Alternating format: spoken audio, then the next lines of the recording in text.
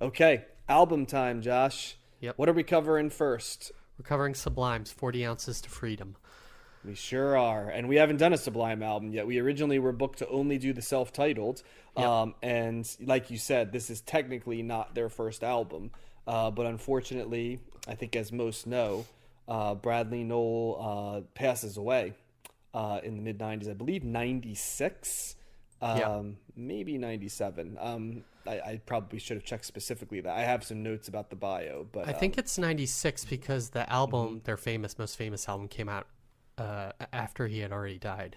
right, the self-titled came Yeah. out after he died. And I think famously he also, well, maybe not famously to some, I think he died within a week after getting married, if I Oh, remember jeez. correctly, too. Yeah, he got married maybe like 5 days after or something like that, which is sad. For those that don't know, were founded in 1988. They are definitely a California punk band, as you can definitely tell when he's Yes. doing his thank yous at the end. Oh, the When longest thank you ever. the longest thank you, and he is full SoCal, like Californian sketch level voice, like Yeah. El Alhambra, like maybe like it's just kind of funny to hear like that pure SoCal thing. And also hilariously, like I don't think we need to talk about what their influences are because he literally lays them all out in that last clip. Yep. He does die in May 1996, Josh. Okay. I just looked that right there. 2 months before the record's release, and yeah, within a week of him getting married. The group, for those who want to know, we took Brad Knowles, who we're talking about, who is the lead singer and songwriter. He also plays the guitar. You've got bassist Eric Wilson, and you've got drummer Bud Gall. Played their first gig on July 4th, 1988 in a Long Beach club. They gain a local following, as you would imagine, from Yep. a band that, well, we'll talk about that later, but they're in a lot of subgenres, all of which stand out for the idea of growing a following with live shows. But this one, 40 Ounces to Freedom, is considered their first album. It's an LP, it's a long play. And actually, it's released on Skunk Records, which is actually a label that Bradley Nowell founded with the manager of Sublime. And it was sold locally.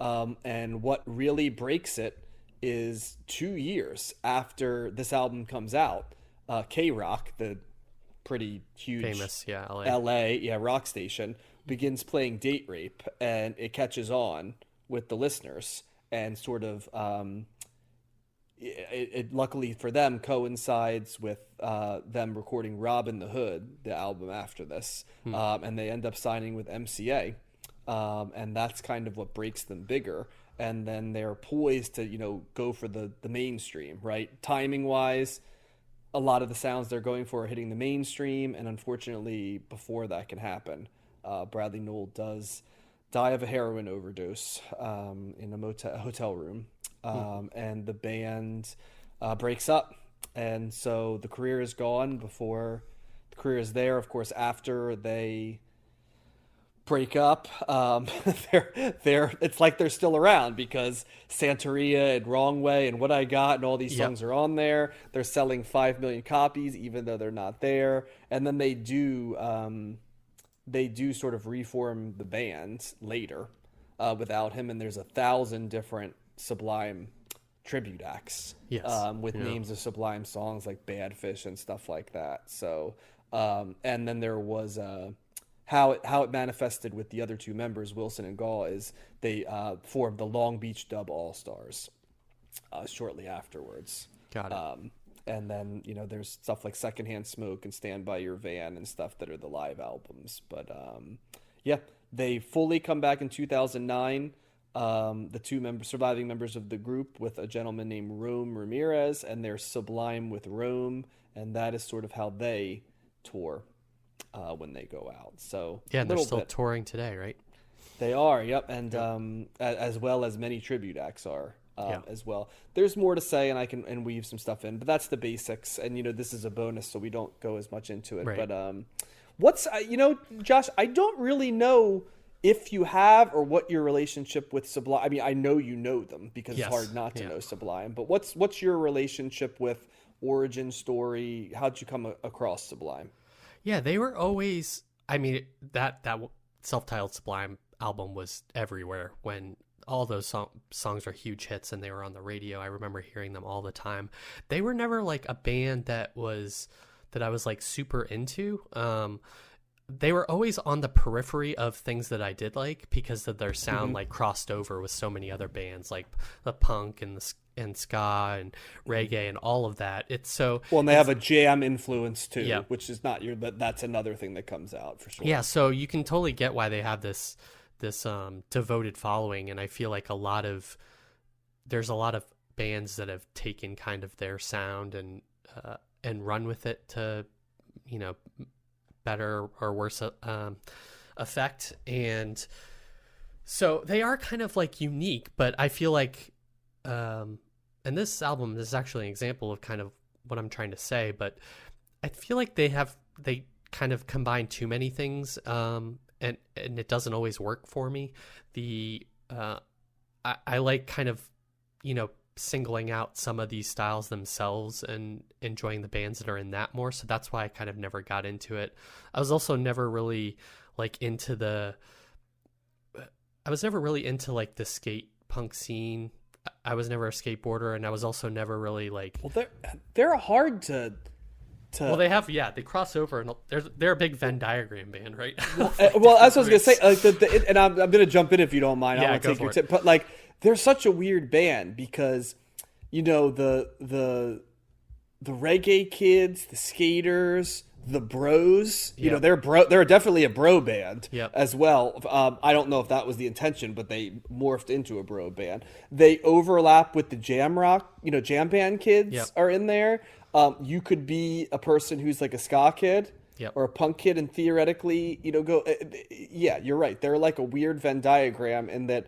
And that's why I think that album sold so much, because it's a little bit of everything while not being exactly specifically one thing at the same time. So it sounds familiar to the largest cross section of, you know, and I can't stress enough, working in high school, the first thing you notice is that, you know, when you made those high school movies in the 80s and 90s in particular, where like you'd see the cafeteria, and the reason it did it was because there was some truth to it, right? You had like the metalheads, the skaters, the stuff like that isn't a thing really that exists anymore. There's like, I woke up like 6 years ago and turned to one of my colleagues. I'm like, there's no metalheads anymore. Like they just don't exist. And I'm like, you know, come to think of it, there's no skaters anymore. They're just not like a group. I you know, on one hand we have no monoculture, on the other hand like everything's syncretic, so no one has. But surely there's no gatekeepers, which in one way is good, but there's no gatekeepers, which means taste. It's like are you just saying that like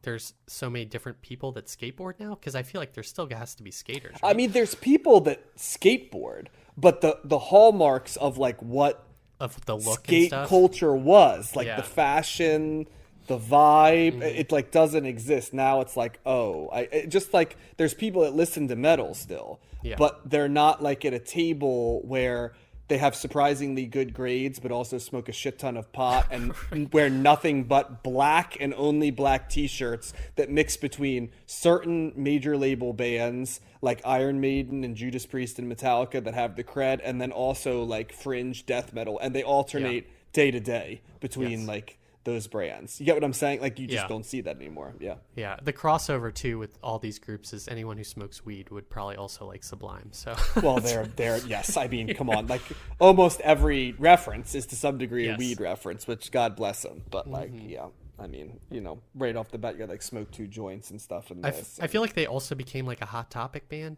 like their shirts or their logo and stuff too. That was another reason. Well, that's what I'm saying. They were like an underground like scene band, right? That somehow became mainstream enough that they're a Hot Topic bro band, and you're like, that's an interesting journey. And you know, even the song like Date Rape is on one hand like bro-y in some ways, but also the heart's in the right place, I think, because so it's kind of Matt and I talked about that a lot. I like that song. Matt hates it, so it's kind of Matt took it very literally. I take it much more figuratively. So I guess I kind of split the difference on that. I think it's maybe I like the sound of it, but the lyrical content I don't really buy into it totally. You don't like the two phrase sentence by the judge. It ties it up nicely.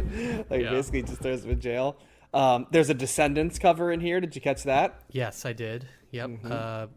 That was Hope, right? My Time Will Come. Hope. Yeah. I mean, there is 6 covers on here, so that's another kind of notable thing from different. I think it's kind of groups, and Grateful Dead too, and things like that.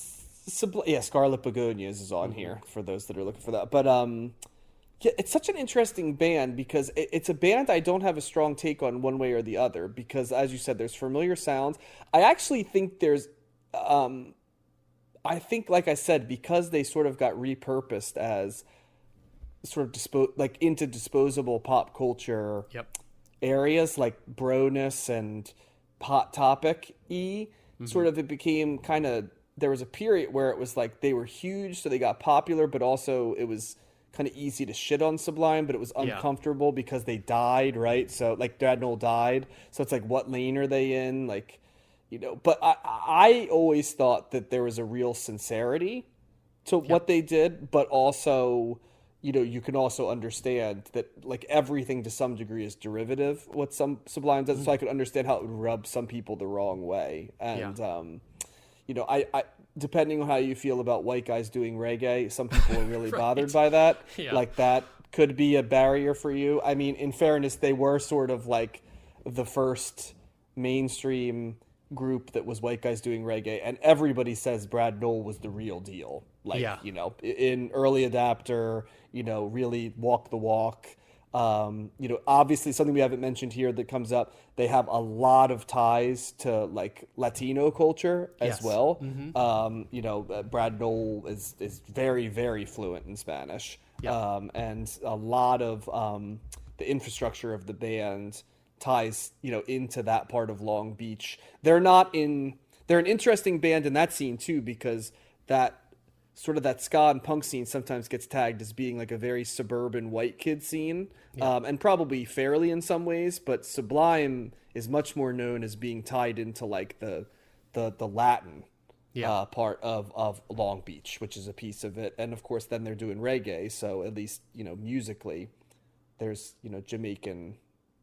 But the stories are always funny. It's like he got into it like a trip his parents took to like the Caribbean. It's like, that's the most, like it's, you want to give him the benefit of that. You're like, it's like, and that's kind of, at the end of the day, that's kind of what it is. Like I like Sublime, but you can't help but sometimes wonder if you probably shouldn't like them, in some ways, and maybe that's what it is.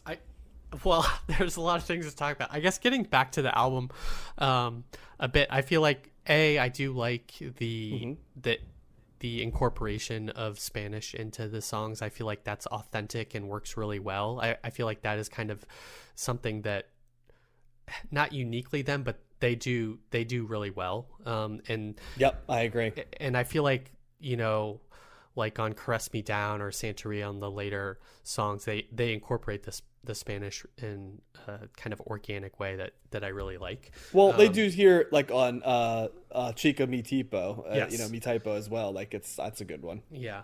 I think the album as a whole is too long for me. I think they were trying to be overly ambitious and kind of throw everything into the pot that they could, maybe rightly or wrongly. Like maybe this was their only, felt like they were the only shot or something, or had a lot to say. So I feel like kind of like by the midway point, I was either songs were kind of like running together, or I was kind of like losing the thread of what they were think that though was sort of an underground deal, like it's kind of like the idea of like when you're Minor Threat, right? Like we covered in the 80s, it's like, let's take all of the songs we play live and we don't have a lot of money, so let's just put them all on the album and then sell this here because this is what people are coming for. I think there was definitely at this stage of their career a little bit of that vibe. Yeah. So I think I would have liked them. Well, I think they tighten up later on, which I appreciate more. But I think that, all the hallmarks of the band are here. So if you like Sublime and kind of like want to see an early iteration of them, you're going to enjoy this album. I like some of their covers, but I also like the originals better, typically, especially on like the ska stuff. And the, I don't know. I feel like they're, getting to your reggae, white guy reggae thing, I think what really bothers me is there's people like that around here where I live, is like when the white guys have dreads, or like white women have dreads. I really don't like that. Strong preference. Yeah. But everything else, the culture, or is it like that doesn't belong to you? Is that what it feels like? Yeah. Yeah, kind of. Like that's the line. Your culture's not my costume, right? Isn't that the other one? Yeah. Yeah, like don't try. Like my culture is not your costume. Sorry, I misappropriated the pronouns there. Yeah. And so that also crosses into like the dirty hippie like thing, stereotype that I also have a problem with. So like the not being the hippie part, like being the dirty, like not showering part. That's what I was wondering. Like what part of it? Like I hate hippies, like Eric Cartman level take, or okay. So yeah, I think this is kind of like a good album, but it doesn't rise to the level of like great or very good or great for me ultimately. Okay. Yeah, I might be in the same area too. I agree with a lot of the criticisms you have of it. It's interesting how much they dive around. I mean, there's a song about how much KRS-One has taught him. Yes. So there's a hip hop element there, because obviously there is. Yeah, they sample Beastie Boys too, right? They do. Yep. Yeah. But Beastie Boys sampling, other yes. people. But, and then at the thanks at the end, you can see the sort of genre shifting. He basically labels it. It's amazing how much this has floated around for people of our era. Like, I hate the term 90s kids, but like it's sort of, because you can kind of use it if you were born in the 90s, which I'm like, you're not like the idea is you were formed by it, not like born in it. Yeah. But you could see sort of, there aren't many people, regardless of how they feel about the band, that don't know like 4 Sublime songs. They kind of crossed over into Omnipresence. Yes. But sometimes you don't think of them as being huge either. But then when you asked anybody who has a nominal interest in music between the ages of like, say, currently 38 maybe and 48, they're like, they all know Sublime. They're one of the few bands I can think of that's like that, of the era. And if you look at the plays, like Smoke 2, and this is not even their big album, right? But like Smoke 2 Joints has 100 million plays. Bad Fish has 177 million plays. Date Rape has 60 million plays. So that is large numbers of plays for stuff that hasn't been. And for the secondary stuff, we're not even talking the self-titled, which has probably the 3 most known songs. Bad Fish is a pretty damn big song, but but yeah, I would say the same thing. I like this album. I don't know if it rises into the great category for me. Certainly, it's probably right on the fringe of very good. Probably more like in the good category for me in terms of our ratings that we do. But I'm glad we listened to it.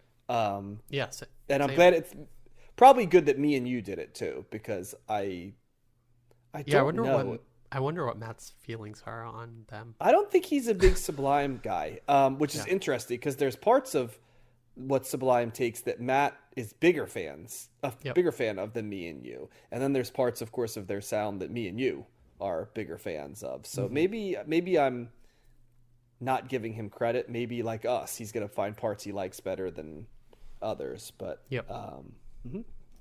so yeah. Nice.